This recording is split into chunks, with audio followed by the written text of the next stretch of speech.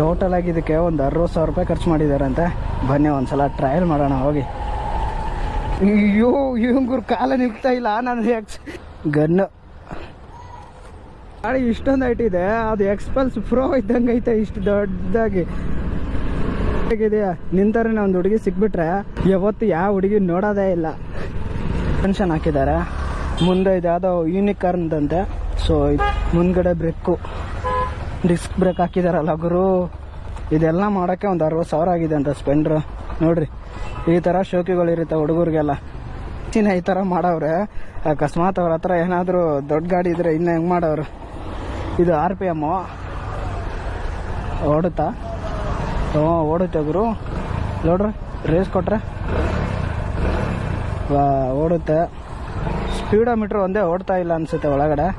Handling ಮಾಡ್ಬೇಕಾದ್ರೆ ಸ್ವಲ್ಪ ಕಷ್ಟ ಅನಿಸ್ತಾ ಇದೆ. ಅದೇ ಎಫ್ಜೆಡ್ದು ಫುಟ್ರೆಸ್ಟ್ ಸಸ್ಪೆನ್ಷನ್ TVS ಗಿಕ್ಟರ್ದು. ಇನ್ನೇನೈತೆ handle bar RX short bar handle. Mirror ಬಂದ್ಬಿಟ್ಟು RX ಹಾಕೋಬೇಕು ಅನ್ಕೊಂಡೆ, ವ್ಯೂ ಪಾಯಿಂಟ್ ಕಮ್ಮಿ ಇರುತ್ತೆ ಅಂತ ಅವೆಂಜರ್ ಹಾಕಿರೋದು. ಆಮೇಲೆ ಬ್ರೇಕ್ ಸೆಟ್ ಆಮೇಲೆ ಟೈರ್ ಒಂದು ಟೈರು 7.5 7.5 ಅಂತಾರೆ. ಗೊತ್ತಿರೋರ ಹತ್ರ ತಗೊಂಡಿರೋದು 6,800 ರೂಪಾಯಿ. ಫಿಟ್ಟಿಂಗ್ ಎಲ್ಲ ಸೇರಿ ಎಲ್ಲ ಸೇರಿ ಒಂದು 40,000. ಏನ್ ಬ್ರೋ ನೀನು 40,000ದಲ್ಲಿ ಈ ತರದ ಸ್ಪೆಂಡ್ರಿ ಇನ್ನೊಂದೇ ಬರ್ತೈತೆ.